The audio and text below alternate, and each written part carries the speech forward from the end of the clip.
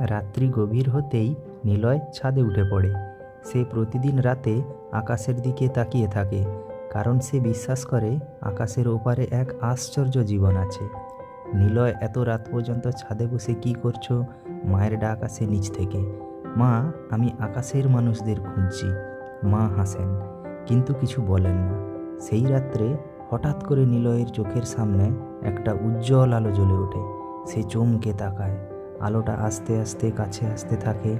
দেখতে দেখতে সে বুঝতে পারে এটি একটি ছোট আকাশযান। যানটির দরজা হঠাৎ খুলে যায়, আর ভেতর থেকে একটি নীলচে রঙের ছেলে বেরিয়ে আসে। তার চোখ বড় বড়, আর হাতে একটা ছোট্ট যন্ত্র। তুমি কি নিলয়? ছেলেটি হাসতে হাসতে জিজ্ঞাসা করে। হ্যাঁ, কিন্তু তুমি কে? আমি লুনো। আমি আকাশে থাকি, মেঘেদের শহরে। চলো, তোমাকে আমাদের জগৎ দেখাবো। নিলয় বিস্ময়ে তাকিয়ে থাকে, কিন্তু কৌতূহল সামলাতে পারে না। সে ধীরে ধীরে আকাশযানে ওঠে, আর মুহূর্তের মধ্যেই তারা উড়ে যায়। নিলয় জানালার বাইরে তাকিয়ে দেখে তারা মেঘের মধ্যে ঢুকে পড়েছে। হঠাৎ সামনে এক বিশাল শহর দেখা যায়। মেঘের উপর তৈরি এক অদ্ভুত জগৎ। আকাশে ভাসমান সেতু, মেঘের তৈরি অট্টালিকা, আর চারিদিকে ছোট ছোট উজ্জ্বল আলো। এখানেই আমার শহর, মেঘপুর, লুনো বলে। নিলয় বিস্ময়ে হাঁ করে তাকিয়ে থাকে। এতদিন আমি শুধু কল্পনা করতাম, কিন্তু এ যে সত্যি।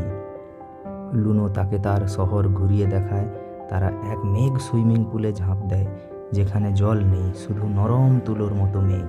তারা উড়ন্ত সাইকেলে চড়ে শহরের চারপাশ ঘুরে দেখে। নিলয় দেখে এখানকার লোকেরা বাতাসের শক্তি দিয়ে সব কাজ করে। তোমরা কিভাবে এত সুন্দরভাবে থাকো? নিলয় অবাক হয়ে জিজ্ঞেস করে।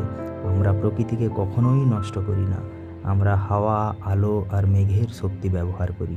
তাই আমাদের শহর সব সময় উজ্জ্বল আর শান্ত। নিলয় অবাক হয়ে ভাবে, যদি পৃথিবীতেও এমনটা হতে পারত। কিন্তু রাত শেষ হয়ে আসছে। লুনো বলে, এবার তোমাকে তো ফিরতে হবে নিলয়।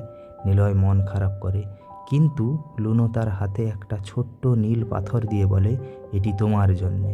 তুমি যখনই আকাশের কথা ভাববে, এটি তোমাকে মনে করিয়ে দেবে যে আকাশের ওপারেও এক আশ্চর্য জীবন আছে।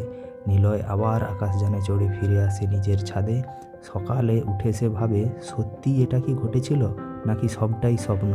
কিন্তু হাতের নীল পাথরটা দেখে সে বুঝতে পারে আকাশের ওপারে সত্যিই এক নতুন জগৎ আছে।